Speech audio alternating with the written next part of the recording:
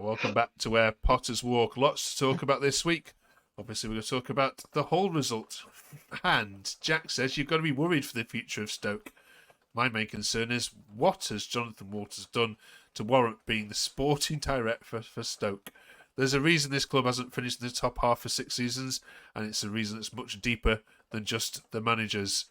Oh, Liam is back to discuss what went wrong against Hull, and is that poster got a point? Could even Pep Guardiola sort out Stoke? We'll get Liam's view on that in a second. Welcome to Where Potters Walk.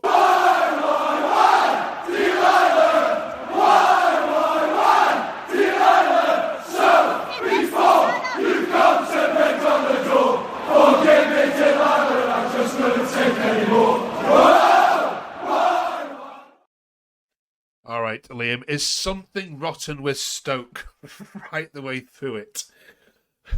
There's definitely something. There's definitely something running through there, isn't there? I mean, it's just bad decision after bad decision, player after player, manager after manager, and any changes made at the top of the club. You can only say there's been one thing that's run consistently, and that's John Coates. It's bizarre. We'll get into the whole game in a second. I'm just going to need to turn this off because Luke. I loved Luke's point here. Charity FC strikes again.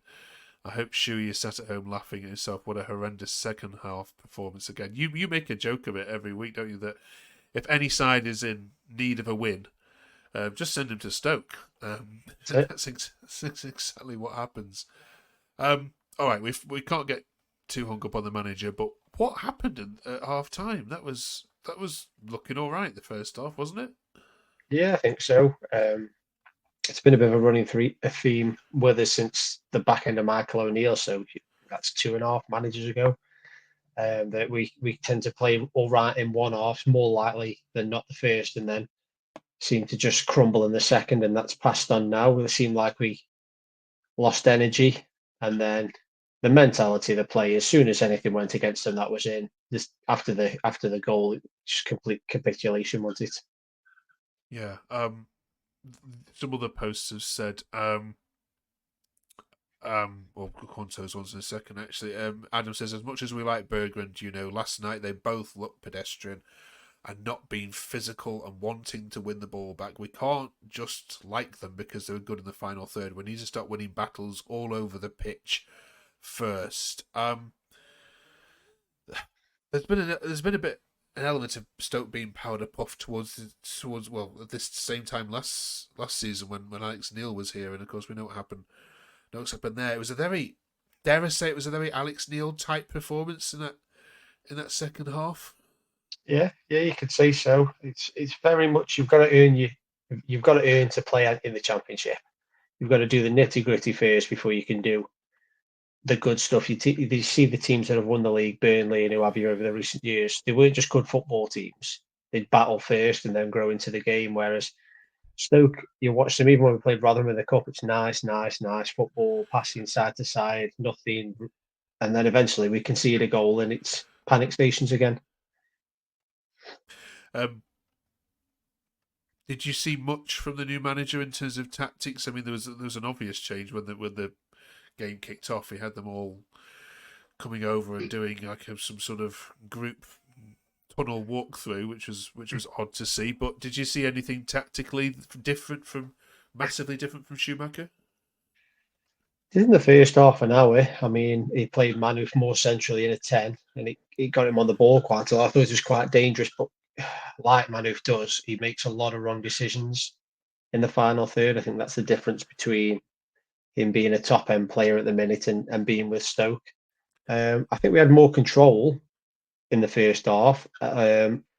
He said he likes to defend the space more, and I think once our heads went in the second, that's what we stopped doing. And obviously, Liam Miller, the change bringing Liam Miller on against Shamadou, that made a big difference as well. I thought he was really good for them, but I saw bits and pieces, and like you said, some of it was positives. I mean, the penalty, it was a penalty, but he was offside before, but I'm not going to hold that against the officials that much. And then it's a save penalty. We bounce straight back to him. So it might be thin margins. The scoreline maybe doesn't represent as what could have been, but I'm going to give him the benefit of the doubt. He made some odd changes as well, but he's new to the team, isn't he? So Okay. There's a bit more positivity in other posters. Joel says, honestly, I like the direction and overall philosophy that Pelach is bringing to the club. We had our opportunities in the first half, and the second half just couldn't keep it together. It'll be a work in progress, but I wouldn't be overly discouraged on to the next. And Jim says it's worth mentioning, whilst most were behind Schumacher, it's not Pelach's fault Stoke sacked him. What a great first impression to make at booing him because we lost the game. Shouldn't be too unfamiliar to us in this day and age, should it? It was farcical.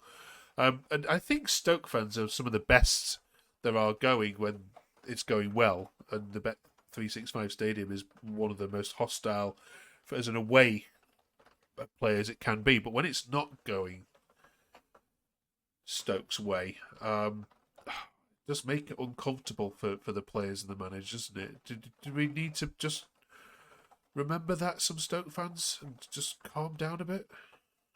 it does make it uncomfortable. It does make it hard. Sometimes you will get groans when we're playing it around the back and what have you. But I personally think Stoke fans have been some of the most patient that I've known. I think in other clubs, if it wasn't a local owner like John Coates, there would have been a lot more done in the stadium in terms of potential protests and signs and what have you. But the difficulty is that every time a new manager comes in, you got to remember for a lot of clubs, it's just the new manager comes in and there's a bit of a change and stuff. Us Stoke fans now, we've had this consistent same thing now for 7 years. And every time there's a manager change, you're supposed to just go, right, that's enough of that. Let's go on to this. This will be fine. Carry on, smiles on your face, and let's go. But each time it happens, it's wearing more and more thin now. So, I mean, like I said, the fans will give Narcis time, but he needed an instant impact. And like, I'm not saying he's not going to get one. It's one game. He needed an impact for the fans to be on board of why Walters is sacked Schumacher, in my opinion. So he's going to get a little bit of stick, which isn't his fault for Walters' decision, but we're back again. It feels like square one. There are rumours coming out that this decision was going to happen towards the end of last season or during last season, where they'd approached. I don't know who the managers were, but the rumour that they've been talking in the hope to get rid of him. That's even more astonishing, isn't it? That in the midst of a run where he was battling to keep you up, that potentially a managerial change could have happened. That's not just wrong. That's playing with the club's future at a time when it wasn't needed. Surely that is even more worrying than what's gone on in the last week, isn't it? Yeah, I mean, it's mental, but it feels so Stoke. There's so many baffling decisions that go on that you keep thinking, well, we wouldn't do that. That's what you always think. Stoke wouldn't do that. But it turns out we would do that. And it seems like it's more likely now than ever that we would do something like that. The timing of that would have been insane. The timing of this seems insane. If Walters really wanted to get Schumacher out, he should have done it off season. Even if he didn't have a manager replace him, he's got to show a bit of backbone and back his own decision. But what he seems to have done is he's just kept Schumacher there as a contingency plan while he's looked about and then made his decision now 5-6 games in. It's it's really worrying. And as I said before, I don't know whether Pep Guardiola would have done um, a better job than Schumacher would, given the circumstances. Just some player ones. Adam says he's got a massive job in his hands as a new coach. He needs to make us hard to beat. First things first. Can we also have no Junior, Bocat, or Wilmot in the starting lineup versus Borough, please? Just on that last bit there about those three, can you see where he's coming from? Yeah, I can, but Junior, we haven't really got another right back. Gucci's injured. Like I keep saying, he's going to have bad games. He's 20 years old. He played his first season in the Championship last season and got injured for most of it. And now he's in as a full-time starter, which it's not his fault. So I can see that. Bocat's new to the league. He's had some good games. Like two weeks ago, people were praising him for shutting Morgan Whittaker out the game against Plymouth. He put that lovely assist in against Middlesbrough. And now he needs dropping out the team because he had a bad game. Wilmot, it's a bit more He's been with us a while now, and there's not been much improvement from him. He is still reasonably young for centre back. I think he's 23, 24. But I tweeted when we signed Ashley Phillips that if he stays fit, he'll be in over Gibson or Wilmot, one of the two. And he's already shown that for me that he will. So Michael Rose is back fit as well, so he might come in. I had quite a lot of promise for Wilmot when we signed him, but he has had some nasty injuries, and it just seems to have completely dropped off a cliff lately. Yeah, okay. It won't help the new coach that, of course, Schumacher went to Middlesbrough, your next game, a little over 3 weeks ago, and came back with a thumping win. Of course, it's in the cup, and it's a different starting 11 for both sides. But there'll be some expectation on this game, won't there? Given that you've already beaten them. Yeah, I think there's always expectation now, and like I've said to you before, I'm willing to give this manager as much time as he needs. I was willing to do it with Schumacher, but it's a results business at the end of the day. And I take a point away at Borough, even though I think they are susceptible to getting beat at home. I watched them against Sunderland, and it's some of the slowest football I've ever seen. I think you need to really get into Borough. I mean, watching it was like watching paint dry at times, but there's still a decent squad who can put goals past you. He's going to learn fast, isn't he? We said he's going to learn on the job. I think we've got one of the youngest squads in the division now, with the youngest manager, one of the youngest sporting directors in Walters, who's obviously thinking as inexperienced as well. So it's going to take time, and I don't know if everybody involved's going to give him time. The Norwich fans we were speaking to earlier had said that obviously they wish him well, and actually from a coaching point of view, he does some really good work with them as a manager. Obviously, that's unproven, but in terms of the coaching and the training, I think you'll probably see those levels possibly go up. So if he can transfer those to the tactics on a Saturday at 3:00, then just maybe this could be a step going in the right direction. But that is a big ask, isn't it, for someone who's never been in the dugout properly. So, especially with turning this club around, we've had some experienced guys come in and not be able to do it now. So he has got a job on. We'll see how he goes. Okay. Before we let you go, then we are reviewing, as you know, each position week by week. Let's look at right backs before we. Before we let you go. There we go. Yeah. So, where do you see this? Where do you see this area in terms of strength and depth? Weakest point of the squad by a country mile.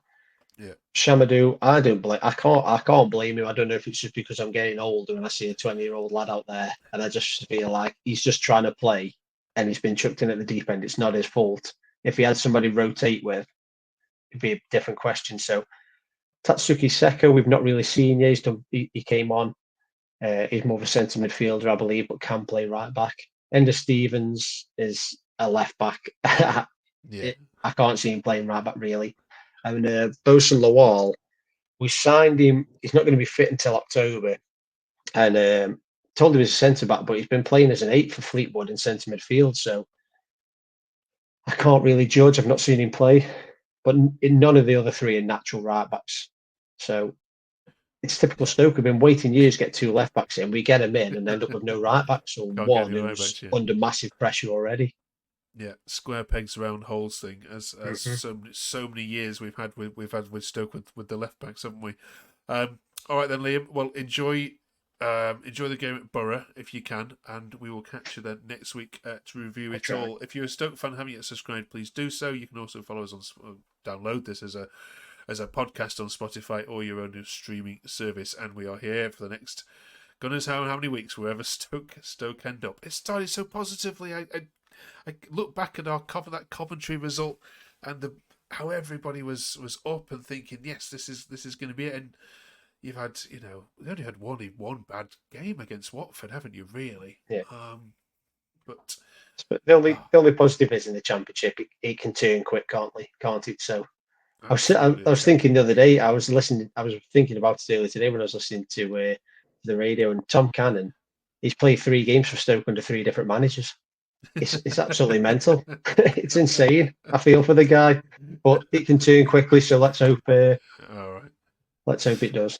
And you're dead right about Middlesbrough. Look, if the Stoke managers listening to this, you can listen to all the Borough fans on our Terrace Talk, and they'll tell you the same thing every single week. Borough are the slowest build-up play of the whole 24 teams. If you can get your shape set up and you know exactly what you're doing, they will be so laboured in the build-up. They don't do any diagonal passing. They don't thread ball throughs. It's sideways passing until they find a gap. So keep tight. Close the gaps. It's either going to be a very 0-0 or you'll nick it on the break with a Manhuff special I'll take either. In the 85th minute. Yeah, take either at the minute. All right. We'll catch you next week to review it all. Cheers, Liam. Cheers, mate.